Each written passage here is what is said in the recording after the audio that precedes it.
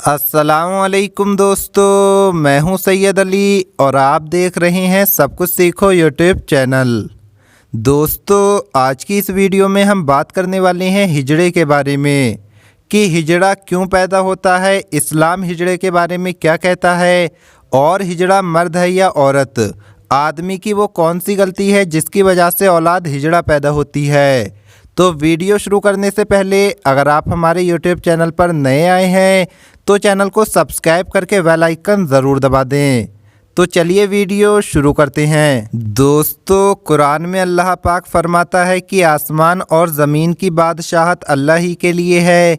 वो जो चाहता है पैदा करता है, जिसे चाहता है बेटे देता है, जिसे चाहता है बेटियां देता है या मिला जुलाकर अता करता है और जिसे चाहता है बे औलाद रखता है।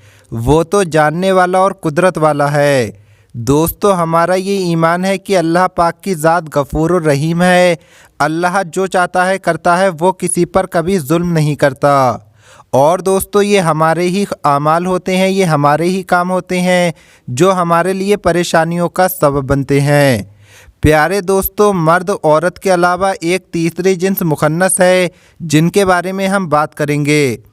इन्हें खुसरा, जनाना, हिजड़ा और ख्वाजा सरा के नाम से जाना जाता है।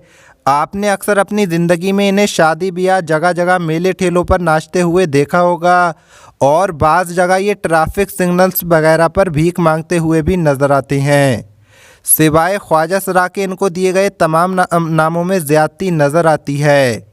इस जिन्स को ख्वाजा सरा का लक़ब मुग़ल बादशाहों ने अता किया था क्योंकि फ़ारसी में ख्वाजा का मतलब सरदार और सरा का मतलब महल है, यानी उस दौर में इन्हें ऑफिसर ऑफ द पैलेस से पुकारा जाता था। महल में शाही औरतों की तकदीम को बरकरार रखने के लिए और महल में मर्द व ज़न के इख्तिलात को रोकने के लिए इनको महल में रखा जाता था। मुग़ल दौर में इनकी बड़ी इज्जत की जाती थी, मगर फिर ज़माने ने करवट ली और ये गली गली नाचने गाने वाले और भीख मांगने पर मजबूर हो गए।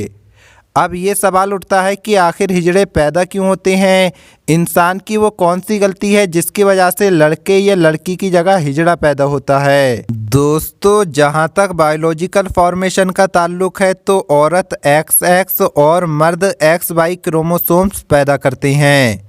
अगर मर्द का X औरत के X क्रोमोसोम से मिल जाए तो XX बन जाते हैं और अल्लाह पाक के हुक्म से लड़की पैदा होती है। और अगर मर्द का Y क्रोमोसोम्स मर्द पैदा करे और औरत X क्रोमोसोम्स पैदा करे तो फिर अल्लाह पाक के हुक्म से औलाद लड़का पैदा होता है। अब इसमें थोड़ी ऊंच नीच और गड़बड़ हो जाए तो फिर हिजड़ा पैदा होता है। और दोस्तों, अगर औरत से हैज़ के वक्त में हमबिस्तरी की जाए तो भी हिजड़ा पैदा होने के चांसेस बढ़ जाते हैं। इसलिए चाहिए कि हैज़ के वक्त में हमबिस्तरी से परहेज़ करे।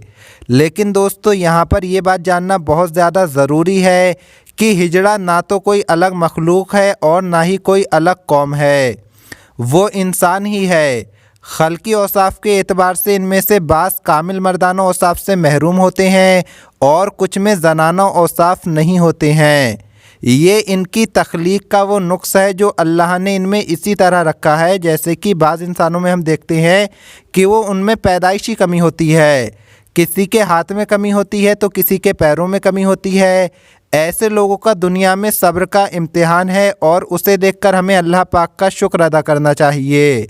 ये हिजड़े या ख्वाजा सरा हमारे इस दौर में ही पैदा नहीं हुए हैं, बल्कि ये माजी में भी पैदा हो चुके हैं।